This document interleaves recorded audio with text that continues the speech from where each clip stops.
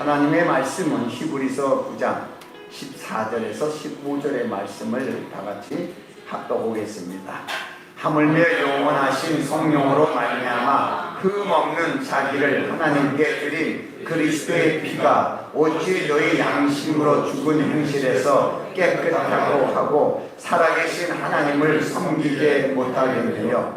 이를 인하여 그는 새 언약의 중보니 이는 첫 언약 때에 범한 죄를 속하시려고 죽으사 부와 부르심을 입은 자들로 하여금 영원한 기업의 약속을 얻게 하려 하심이니라. 아멘. 자, 하나님은 사람을 창조하시고 그 사람을 통하여 언약을 세우셨습니다. 그 언약을 통해서 하나님이 인간들에게 복을 주시겠다는 이 언약인데, 그 언약에 의해서 하나님의 형상을 담고 하나님의 복을 받고 사는 사람이 가장 큰 축복을 받은 사람이라고 성경은 이렇게 기록을 하고 있습니다. 다시 말해서 하나님의 형상은 모든 사람이 하나님의 형상이지만 실제 신약시대에 와서 하나님의 형상은 바로 그리스도가 형상이고 그리스도화된 그리스도인이 하나님의 형상입니다. 자, 그래서 하나님의 형상으로 우리가 끝나는 것이 아니라 하나님의 복을 받고 누리는 믿음의 삶을 통하여 하나님이 우리에게 하나님 되심을 감사와 찬양을 드리는 것이 바로 예배입니다. 그러니까 예배는 뭔가 부족해서 하나님 앞에 뭔가를 달라 그래야지 라고 나오는 것이 아니라 하나님에 대한 사실을 감사하고 찬양하는 것이 사실 예배입니다.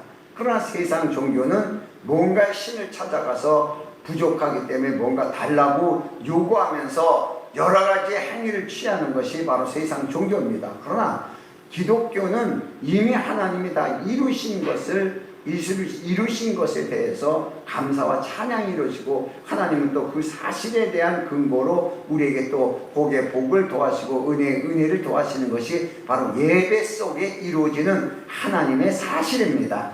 이 사실을 아는 것이 우리가 복이고, 특별히 하나님께서 태초에 에덴을 아담에게 주었습니다.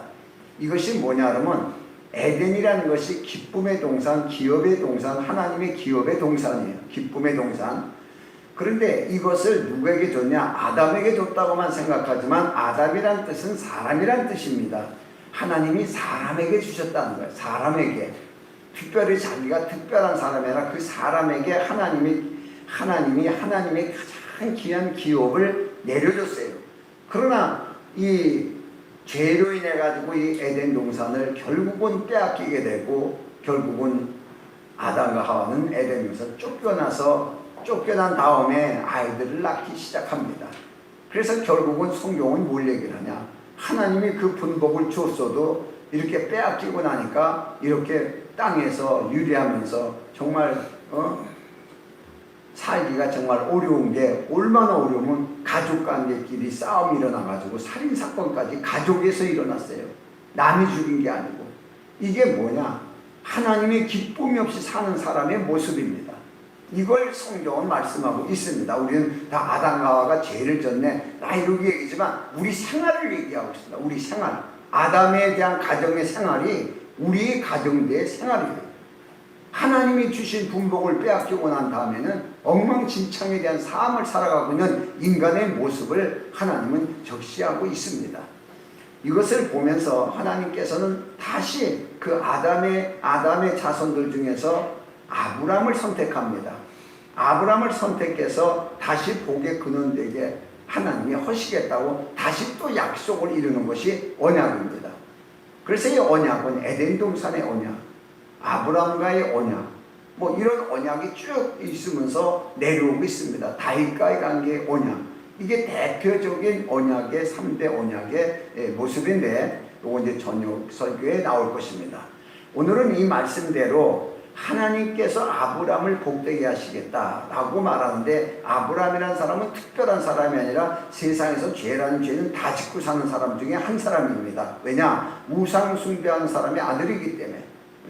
그러니까 죄라는 죄는 다 짓고 사는 사람인데 그 사람에게 하나님이 나타나서 복의 근원이 되게 할 것이다. 자, 이렇게 약속을 하고 복된 하나님에 대한 약속과 언약을 이제 맺게 되는데, 이 사실에 대해서 창세기 15장 6절에 기록한 말씀을 보면은, 자, 아브라함이 여호와를 믿으니 여호와께서 이를 그의 의로 여기시고 그랬습니다. 그러니까 내가 너를 복에 끊어내게 할 것이다 라는 것에 대해서 아브라함이 그 사실을 받아들이고 믿었다는 얘기예요. 그 믿으니까 아브라함이 세상 가운데서 의이다. 너만이 하나님의 사람이다. 하나님의 사람으로 내가 너를 세우겠다. 이런 뜻입니다. 의라는 것이. 자, 그래서 우리는 예수를 믿음으로 말미암아 우리는 의인이 됐지만은, 이것이 바로 아브라함과 약속된 것이, 아브라함이 하나님을 믿으니 의롭게 여기시고 우리는 예수 그리스도를 믿음으로 의롭게 여기시고, 이런 같은 언약의 사건이 믿음의 언약으로 나타나고 있습니다. 그래서 아브라함과의 관계가 매우 중요합니다. 왜? 그것이 없었으면 우리도 믿음으로 안 되니까. 이 언약을 하나님이 먼저 맺어 놓으신 거예요. 그 언약 때문에 우리는, 그 믿음은 그냥 의로우시고 믿음은 구원받는 거예요. 그 언약 때문에 먼저 만들어진 언약 때문에. 그래서 우리가 볼 적에 내가 믿으니까 구원받았다는 현실의 나보다도 더 중요한 게 맺어진 언약입니다. 이루어놓은 언약입니다. 자, 그래서 하나님께서는 사람의 말씀을 지켜서 복을 받는 것이 아니라 복을 주시는 하나님을 믿으라, 이게 중요한 것이에요. 그런데 사람들이 잘못 알고 말씀을 지켜야 되고 율법을 지켜서야 복을 받는다고 이렇게 이스라엘이 변질이 되어버렸습니다. 사람이 율법을 지키고 착하게 살아서 복을 받는다 그러면은 사람의 행위에 의해서 복을 받는 것이고, 착하게 못 살면 다 복 못 받는다. 이게 세상이 만든 법입니다. 그러나 하나님께서는 착하게 못 살았어도 하나님은 복을 줄 수 있다. 이게 하나님의 복의 근원이세요. 무조건 착하게 살아야 복을 준다는 게 아니라, 여러분, 아브라함은 아주 우상 숭배하는 사람의 집안에서 대대로 그것을 이루는 사람 중에 하나입니다. 그런데 하나님은 그런 사람을 택했습니다. 그래서 복의 근원이 되게 하시겠다는 것을 보면은, 나이도 많아가지고서 쓸모없는, 세상에서는 이제 다 산전수 낡고 쓸모없는 사람, 그것도 우상 숨기던 사람, 숭배하던 사람, 그것도 그 아버지도 족보가 뭐냐, 우리 아버지는 뭐 양반이고 그것도 아니고 우상을 만들어 파는 사람이라서 완전히 그 아버지는 진짜 저주의 저주를 받은 사람, 이 사람의 자식, 이런 사람이 우리가 생각할 때 상상도 못할 죄의 죄 중에 묶여있는 이 사람을 하나님이 그냥 어느 날 갑자기 선택해가지고 복의 근원이 되게 만드시겠다고 했을 때, 성경은 뭘 얘기를 하냐? 하나님을 믿어서 복 받을 사람이 하나도 없다. 세상에 어떤 죄를 졌어도 하나님만 믿으면 복을 받을 수 있다라는 이 신앙의 길을 아브라함을 선택하면서 열어놓은 것이 바로 성경입니다. 이런 사실을 보면서 그냥 맺어진 게 아니에요. 아브라함과의 계약을 맺을 때 창세기 15장 9절의 말씀을 보면은, 여호와께서 그에게 이르시되 나를 위하여 3년 된 암소와 3년 된 암염소와 3년 된 수양과 산비둘기와 집비둘기 새끼를 취할지니라. 그래서 아브라함에게 제사를 드리게 만듭니다. 내가 이렇게 복을 주고 이런데, 아브라함이 그거 내가 어떻게 믿습니까? 그래요. 아브라함이 하나님이 널 복되게 하고 이 가나안 땅도 주고 다 줄 것이다. 그러니까 말로만 하시니까 그걸 어떻게 믿을 수 있을까요? 이렇게 얘기하니까 그러면 이렇게 하자. 그래서 이게 이제 하나님이 아브라함과의 언약을 맺으시면서 이 예물을 제사드리게 만들어요. 그래서 아브라함이 이 언약을, 이 짐승들을 통해서 제사를 드리는데, 이 의도가 뭐냐 그러면은, 왜 짐승을 선택해서 피의 제사를 드리게 했는데 왜 이것을 했을까? 하나님은 영이시기 때문에 피 흘릴 수가 없어요. 그렇기 때문에 짐승을 취해서 피 흘리는 것을 보면은, 하나님 자신이 너를 복되게 해서 내가 피 흘리심으로까지 내가 너를 복되게 하겠다, 이 언약이에요. 근데 이스라엘 백성들이 이것이 하나님에 의한, 하나님이 피 흘리심에 대한 언약을 심어주기 위해서 드렸는데, 이스라엘 백성들은 거꾸로 자기들이 피 흘린 짐승을 드려야 복 받는다고 생각하고 그저 제사만 자꾸 드린 거예요. 맞긴 맞는데 제사만 드린 거예요. 자, 요 관계가 이제 매우 이스라엘 백성들이 현재까지도 잘못 알고 있는 것입니다. 그래서 이제 이 언약을 맺게 됩니다. 그래서 하나님께서 피로, 하나님이 자기 피로 언약을 맺으신 거예요. 그래서 이 짐승으로 드린 것은 사실 온전하지가 않고 하나님 자신의 피로 언약이 맺어져야 이게 완벽한 거예요. 그래서 성경에는 히브리서 10장 3절 이하에는 짐승의 피에서 쭉 얘기합니다. 구약시대의 모든 것. 그러나 이 제사는 해마다 죄를 생각하게 하는 것이 있나니 이는 황소와 염소의 피가 능히 죄를 없이 하지 못함이라. 그래서 죄를 없이 할 수 있는 것이 아니란 얘기예요. 죄는. 그럼 완벽하게 제사함을 받을 수 있는 것은 누구의 피냐? 하나님 피죠. 하나님이 피를 흘려야만이 가능한데 구약은 전부 그 하나님의 피로 흘리기 위해서 그리스도가 오시기 전까지이기 때문에 전부 짐승으로만 제사를 드렸던 것이에요. 그게 하나님의 언약을 보는 거예요. 짐승을 위해서 피를 흘릴 때마다 하나님의 언약을 생각해야 되는데 사람들이 언약을 보지 못하고 짐승으로 피를 흘려서 드리면은 죄사함 받았다. 또 죄 지면은 아유 또 안 되겠네. 또 안 되겠다 야. 또 짐승 가져다가 또 번제 드려야지. 그래서 욥도 그냥 때가 되면 자식들을 위해서 번제 드리느라고 이런 짓거리를 한 거예요. 의도가 뭔지 모르고 왜 번제를 드리고 제사를 드리는 건지 그 의도를 깨닫지 못하고 그냥 하나님 앞에 이렇게 드려야 복을 받는다. 이런 식으로 변질되어 버렸습니다. 성경의 언약에 대한 근거를 보면은 시편 25편 14절의 말씀을 보면은 여호와의 친밀함이 경외하는 자에게 있으며 그 언약을 저에게 보이시리라. 그래서 하나님 자신이 언약을 보여주겠다는 거예요. 그 언약을. 자, 이 언약을 보여주겠다고 이제 약속을 했습니다. 하나님이.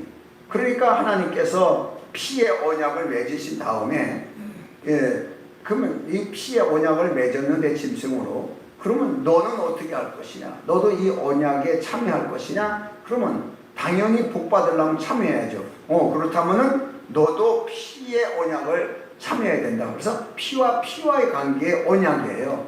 이것이 바로 할례법입니다.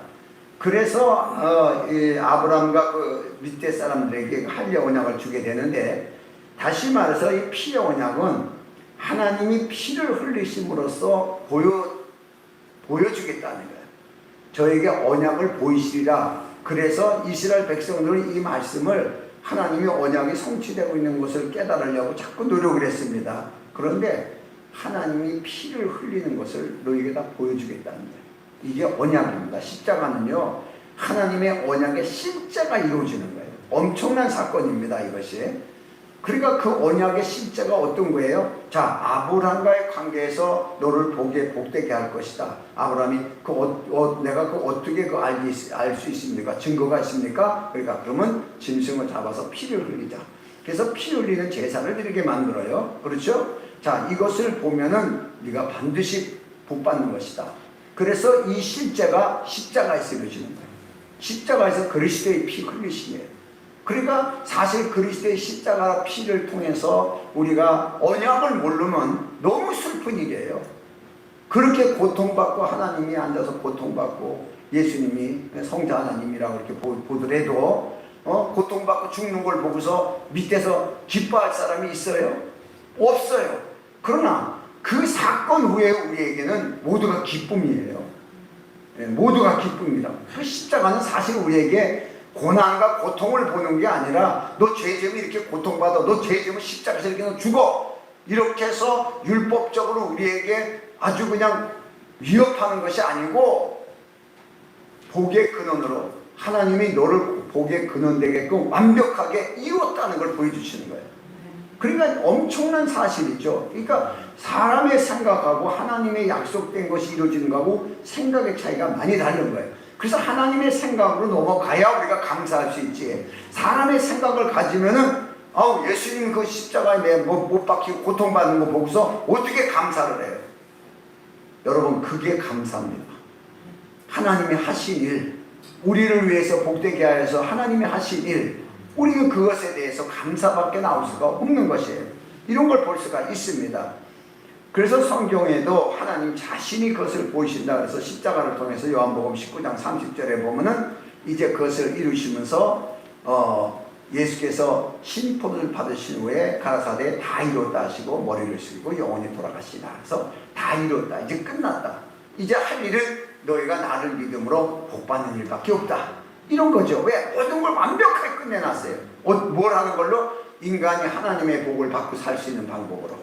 누구든지 하나님의 복을 받을 수 있는 복된 사람으로 살아갈 수 있는 조건을 예수님이 오셔서 완벽하게 다 이루어놓으셨다는 거예요. 이게 언약입니다. 그래서 이 아브라함의 족속들에게도 할례를 받으라고 했죠. 창세기 17장 10절의 말씀을 보면은, 자, 너희 중에 다 할례를 받으라. 이것이 너희와 너희 후손들 사이에 지킬 내 언약이라 해요. 그렇게 해야 복 받는다라고 해서 행위법을 얘기하지 않아. 내 언약이라는 거야. 내 언약. 할례를 받았기 때문에 내가 할례를 받아서 복 받았어. 내가 할례를 받으면 복 받는 거야. 이스라엘 사람들이 이렇게 생각을 했어요. 할례를 왜 받아야 되는지도 모르고 바로 하나님의 언약이라는 거예요. 그러니까 할례를 받고서도 하나님의 언약을 몰랐다는 얘기예요. 이스라엘 백성들이. 그게 피의 언약이 이루어지는 것인데, 그래서 예수 그리스도의 십자가를 보는 그 순간에 피의 언약이 이루어진 걸 딱 보면은 그 언약의 관계가 나와 하나님의 관계가 하나가 딱 되는 거예요. 피의 언약으로 하나가 되는 거예요. 이걸 깨달을 수가 있죠. 그런데 전혀 그걸 깨달은 사람이 이스라엘 백성 중에 단 한 명도 없었어요. 단 한 명도 없었습니다. 제자들 중에서도. 너무나 놀라운 거죠. 이미 이 언약을 말씀하셨는데도 못 깨달았던 거예요. 그래서 예수님이 부활하시고 나서도 다시 오시는 거예요. 다시 오셔서 깨닫게 하고 가르치게 또 다시 오시는 거예요. 놀라운 얘기예요. 이렇게 우리가 하나님의 의도를 잘 모릅니다. 그 성경을 보면은 이 피의 언약을 아브라함과 맺게 되는데, 이 할례가 바로 피의 언약이에요. 하나님은 짐승의 피를 잡아서 피를 보여주고, 사람은 할례를 통해서 피를 보여주면서 피와 피 사이에 피의 언약이 맺어지는 거예요.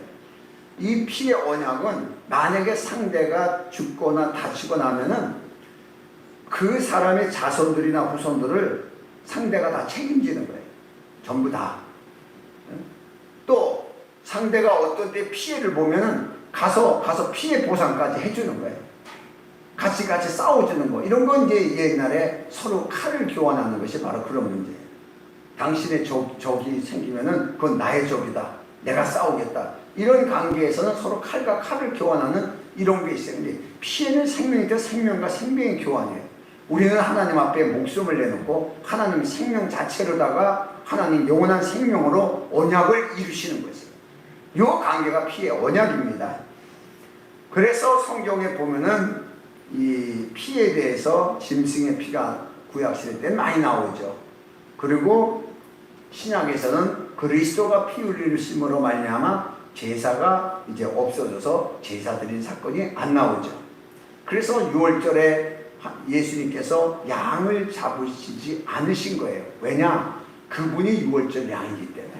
그분이 실제적으로 그래서 그 6월절 양으로서 양의 피를 흘리심으로써 완벽하게 모든 제사가 다 끝이 납니다.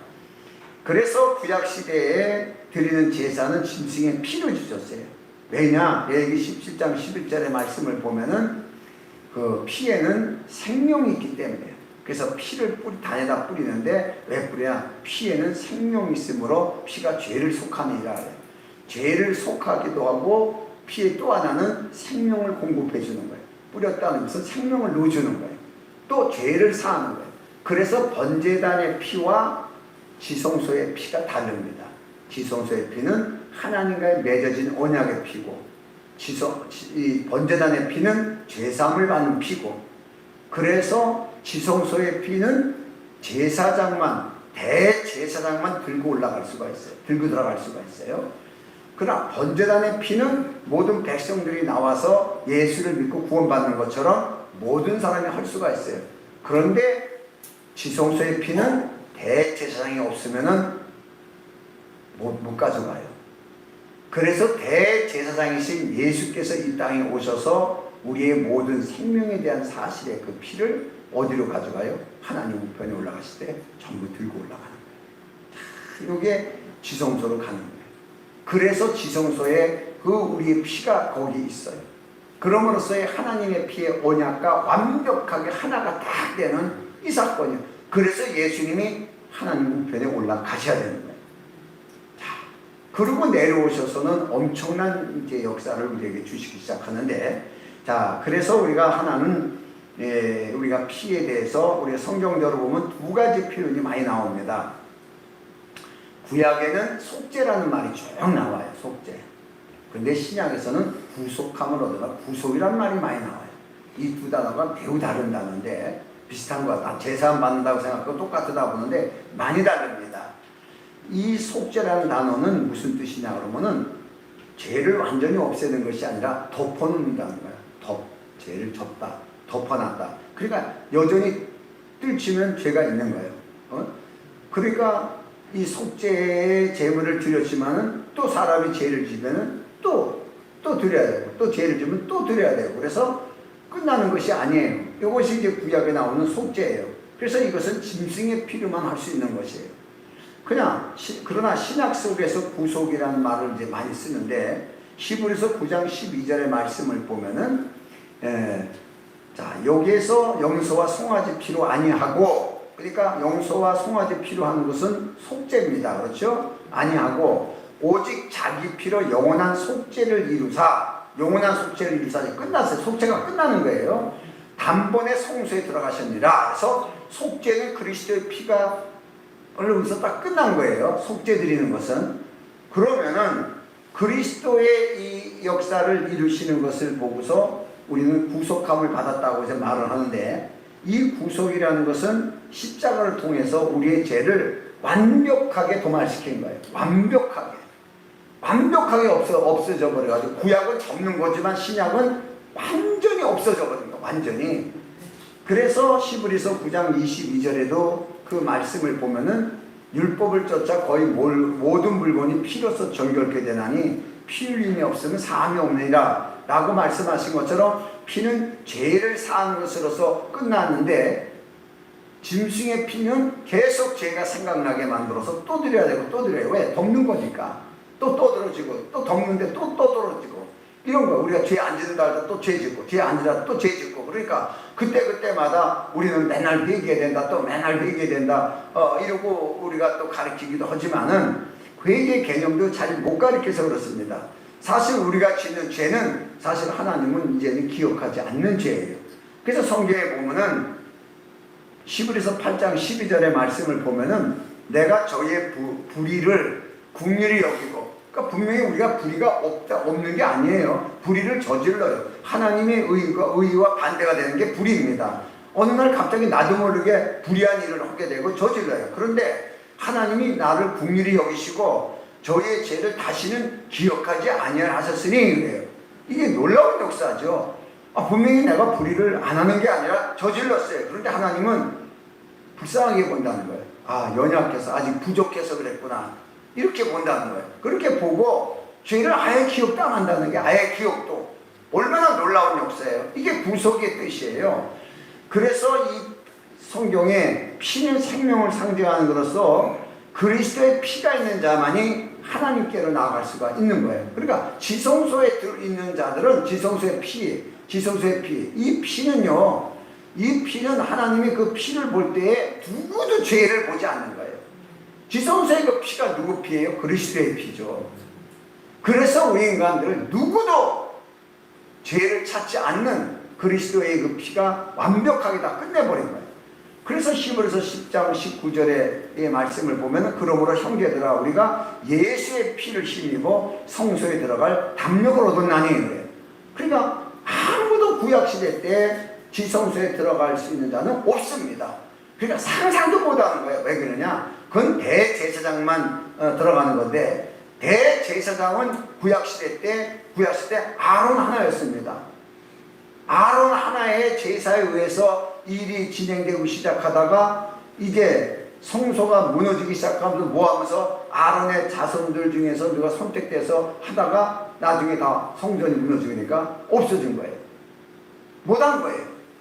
그러니까 성전이 없어지니까 제사를 받을 수 있는 길이 없는 거예요. 이게 바벨론 포로로 가면서 성전 없어졌죠. 다 싹 없어진 거예요. 이런 사건을 통해서 이스라엘 백성들이 지성소에 들어갈 수 있다는 건 누구도 못 들어가는 거예요. 누가 들어가 도대체가? 아론의 자손인데 아론의 자손 중에서 누가 제사장이지?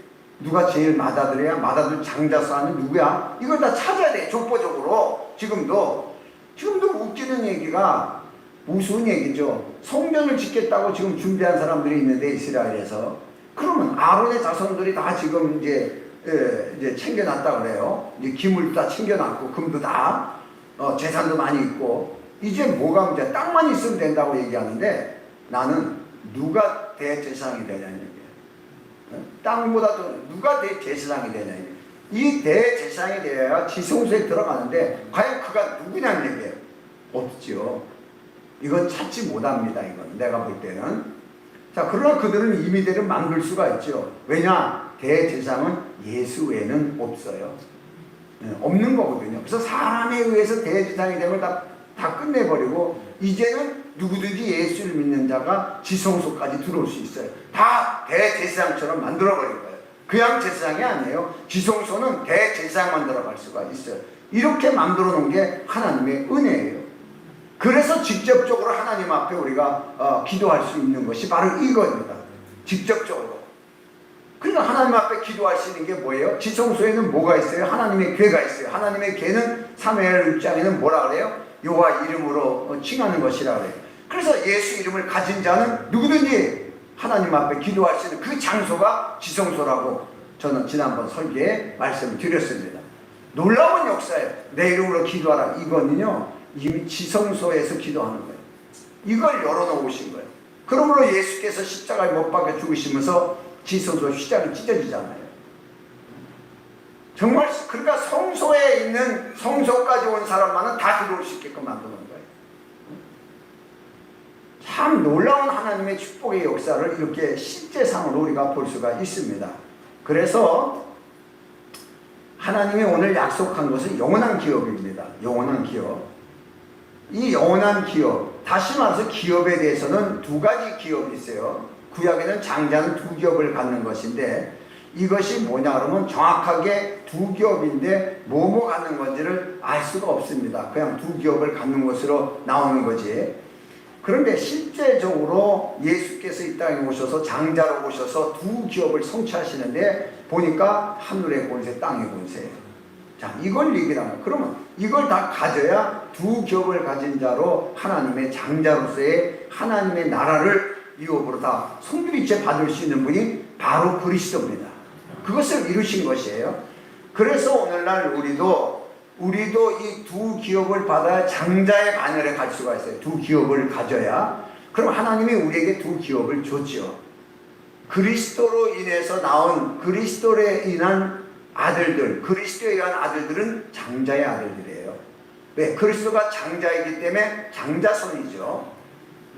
작은아버지 아들들하고 큰아버지 아들들하고 틀려요. 족보가. 그러니까 그리스도에 의한 아들들은 장자의 후손이에요. 그런데 문제는 장자의 후손이라고 우리가 아는 사람도 별로 적고 장자로서의 두 기업을 받았는데 받은 것도 모르고 막연히 죽으면 천국 간다는 식의 신앙생활을 하면은 문제가 되는 거죠. 이걸 지적한 거예요. 그래서 성경에서도 보면은 아브라함과의 맺어진 언약이 있죠. 아브라함과의 맺어진 언약은 창세기 15장 18절의 말씀을 보면은 그날에 여호와께서 아브라함에게 더불어 언약을 세워 가라사대 내가 이 땅을 애굽 강에서부터 그 큰 강 유브라데까지 네 자손에게 주노니 그래서 애굽의 강서부터 유브라데까지 강은요 여러분 지도를 나중에 보면 알지만 그 중동 지역 전체 다예요. 전체 다. 거기서부터 여기까지 쭉 보면은 전체 다를 이 아브라함에게 주겠다. 어마어마한 거예요. 이 땅은. 이걸 다 주겠다고 이제 약속을 해서 땅의 약속을 하게 됩니다. 아브라함한테. 그런데 이것은 영원한 기업이 아니에요. 오늘날 땅이 영원한 기업이라고 이스라엘 백성들은 생각하고 있을지 모르지만 영원한 기업이 아니에요. 이 땅은. 그 오늘 약속한 영원한 기업은 하늘에 있는 기업이겠죠. 그러나 장자권을 가졌기 때문에 반드시 이 두 가지 권이 이루어져야 돼요. 그러면 아브라함과의 관계에서 땅의 관계가 이루어지고 그리스도와의 관계에서 하늘의 관계가 완전히 열려져요. 그래서 누구든지 믿음으로 말미암는 자는 아브라함과 더불어 복을 받는다 그랬어요. 이 말은 뭐예요? 땅의 것도 포함이 된다는 얘기예요. 아브라함 것은 끝났고 이제 예수님하고는 영원한 기업인 하늘나라만 이업이 됐으니까 우리가 이 땅에서 고생스러워도 죽으면 하늘나라에 가서 기업을 받고 잘 먹고 잘 산다 라고 말하면 안 된다는 얘기예요. 왜? 아브라함의 언약이 살아있다는 얘기예요.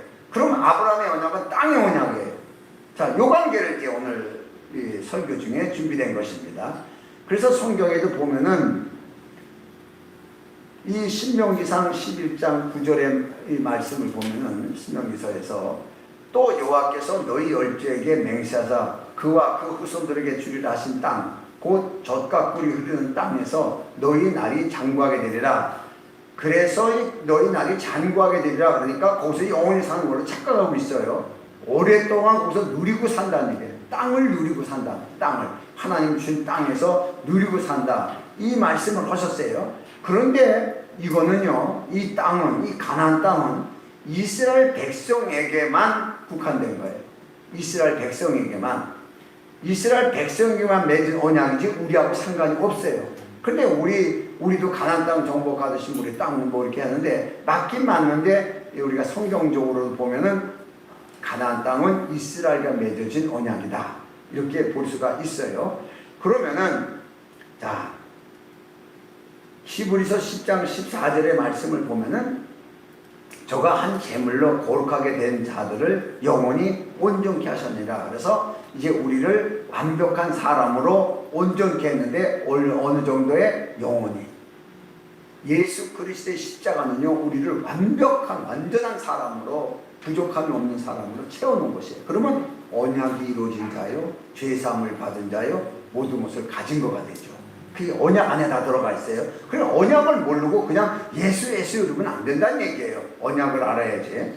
그러면은 이 그리스도의 언약은 영원한 구속에 의한 것이죠. 구속에 의한 것이고 아브라함과 피의 언약을 맺은 하나님은 그리스도의 피를 통해서 아브라함과 맺은 피, 그 다음에 그리스도의 피를 통해서 이 두 언약을 하나로 연결시켜 버린 거예요. 두 언약을.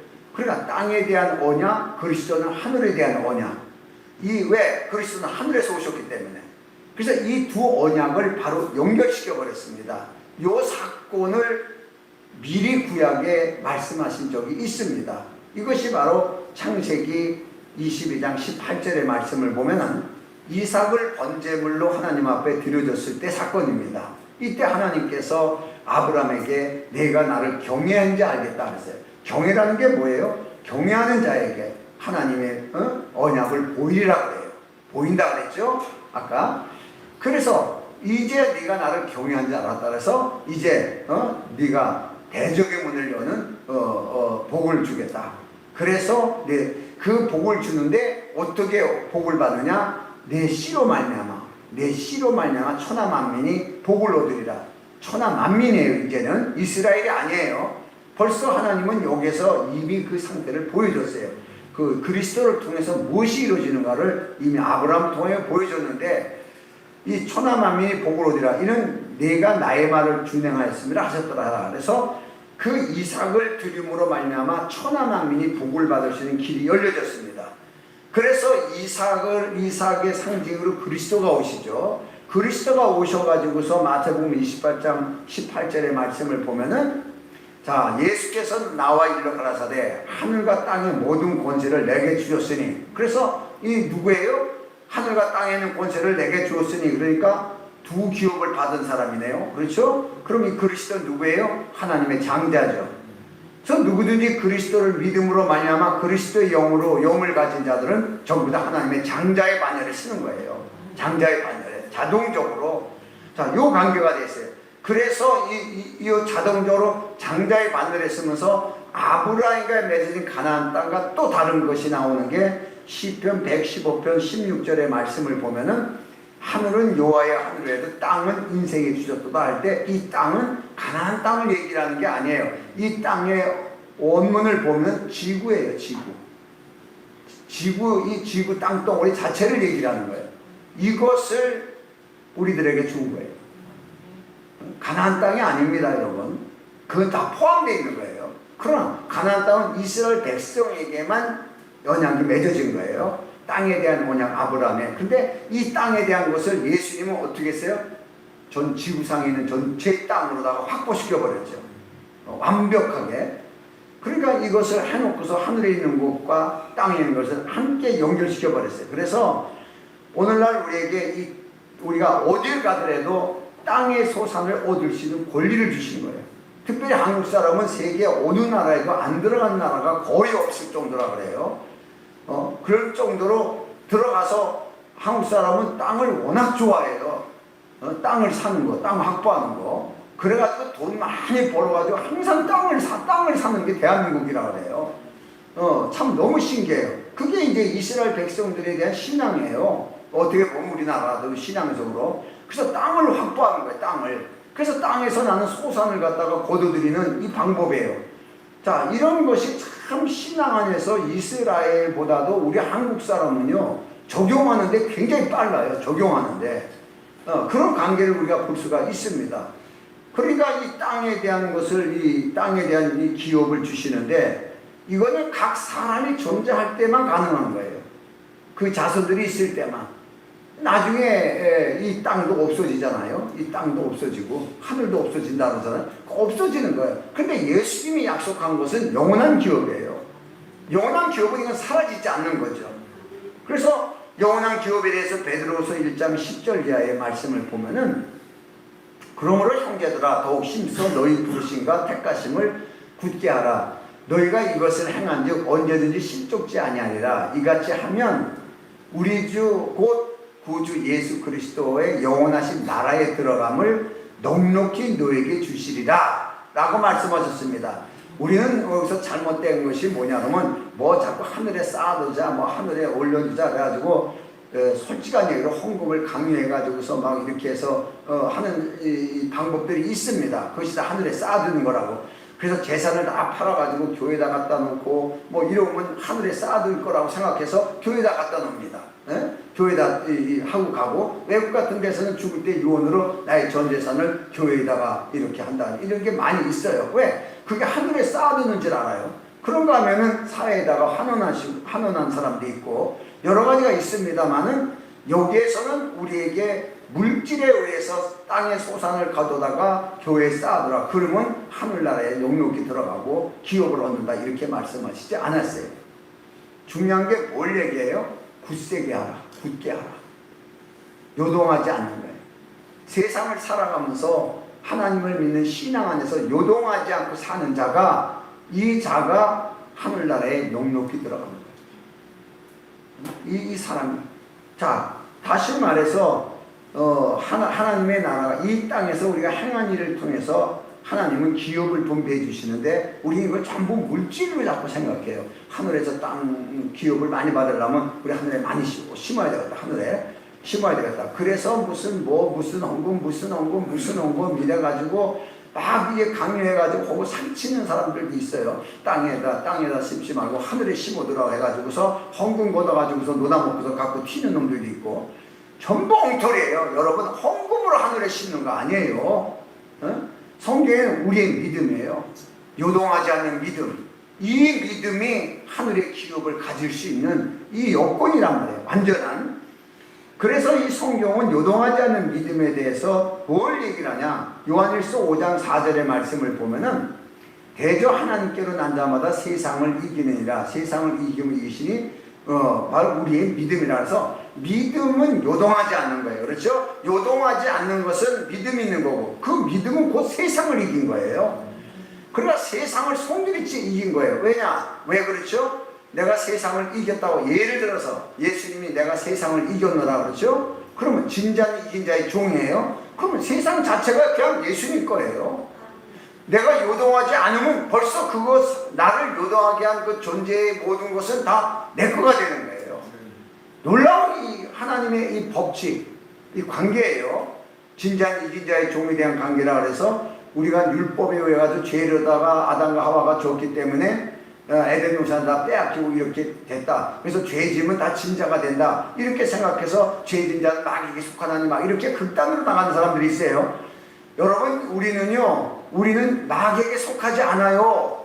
이미 하나님의 사람으로 이제 딱 끝났어요. 그렇죠? 죄를 졌다고 해서도 마귀에게 속하지 않아요. 왜? 하나님도 기억하지 않는데 왜 마귀가 기억해서 너는 내 소속이야 라고 말한다고 거기 속여서 왜 가는 거예요? 그 속아서 가는 거예요. 우리는 영원히 하나님의 쪽에서 속해 있어요. 영원히. 그렇죠? 영원한 기업을 받을 존재로 하나님의 장자로 완벽한, 이거는 변함없이 하나님의 언약으로 하나님의 자신의 피로 맺어진 언약이기 때문에 바꿀 수가 없어요. 이 세상에서 누가 바꿔 이거를? 못 바꿔요. 이거는 우리가 그것을 안 믿으니까 문제지 이건 못 바꾸는 법이에요. 그러니까 우리가 혹시 불의를 저질렀거나 죄를 저질렀어도 하나님 우리 죄를 기억하지 않는다 그러죠. 죄를 기억하지 않아요. 여전히. 그래서 세상 가운데서 요동하지 않으면은 우리가 세상을 갖는 거예요. 요동하지 않으면 세상을 밟는 대로 땅을 정복하면서 가질 수 있는 거예요. 이게 권리예요. 그러니까 여러분이 무슨 사업을 하든 간에 어떤 일에 마음의 요동이 되기 시작하면은 이게 벌써 문제가 되는 거예요. 왜냐? 우리는 모두 믿음으로 가질 수 있는 거예요. 믿음으로. 그래서 저절로 이 땅의 사업을 주기 위해서 하나님 날 복 주시옵소서 그러니까 땅보다 간단한 걸 가져라. 너 어느 복권집에 가가지고 복권을 사라. 3시쯤에 복권을 사라. 그래서 하나님이 복권을 샀더니 1등을 당첨됐더라. 그래서 그 맛이 들려서 자주 샀더니 10장이나 당첨됐더라. 이렇게 얘기해야죠. 간단하게 돈 주는 방법인데 중요한 것은 그런 식으로 절대 하나님이 여러분이 돈을 줬다고 믿을 수도 있겠지만은 그런 식으로 하진 않습니다. 제일 중요한 것이 내가 정말 하나님의 믿음에 요동하지 않고 있는 그 믿음 안에서의 물질이 지배되는 거지. 내가 기도를 하려고 복권 사다놓고 100일 기도를 했어도 하나님은 그걸 맞게 안 합니다. 그러나 내 믿음을 보고서 어느 손길을 통하든지 물질을 들어오게끔 만들어요. 어느 쪽을 통해서든지 물질이 들어오게끔 신기하게 만들어 놓습니다. 근데 내가 사가지고 뭘 해보려고 그러면 이건 사행심이 되는 거죠. 그죠? 요런 관계를 이제 볼 수가 있어요. 그래서 어디의 관계를 통해서 땅의 소산을 얻을 수 있게끔 하나님이 하셨다는 거.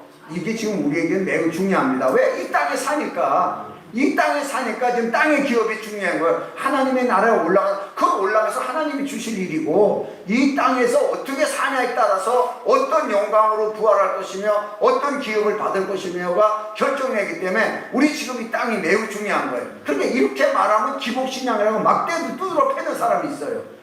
평생 가난하게 살려고 환장한 사람 같아요. 나는 그 볼 적에. 내가 그래요. 넌 평생 그지같이 살아라. 기복신앙이라고 네가 말을 하는 그 기복신앙이 과연 뭐가 기복신앙이냐? 물질에 근거해서 하나님을 본다고 생각할지 모르지만 우리는 언약에 근거한 땅을 지배하는 거지. 언약에 근거해서 물질 때문에 하나님을 믿는 게 아니라는 얘기예요. 잘못 생각하는 거예요. 이 사람이 언약을 모르는 거예요.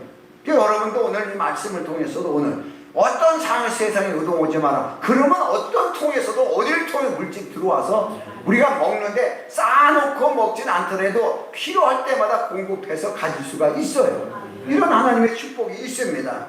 그래서 하늘의 기업은 승자에게 주시는 거예요. 땅도 승자가 갖는 거예요. 이기는 자가 갖는 거예요.